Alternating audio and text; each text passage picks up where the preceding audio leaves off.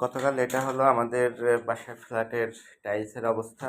আপনারা যদি টাইলস যখন বসাবে তখন যদি ঠিকমতো পানি না দেন এবং ভিতরে যদি বাতাস জমা হয় তাহলে কিন্তু আপনাদের ঘরের টাইলসের এরকম অবস্থা হতে পারে।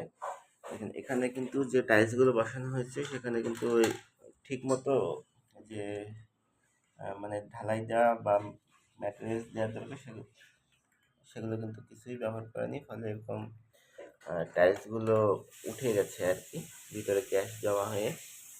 এবং নিচে কিন্তু ফাঁকা, যেটার নিচে কিন্তু ফাঁকা, এটাও কিন্তু ভেঙে যাবে, একটু পাড়া দিলে বা জোরেই লাগলে এই টাইলসটাও ভেঙে যাবে।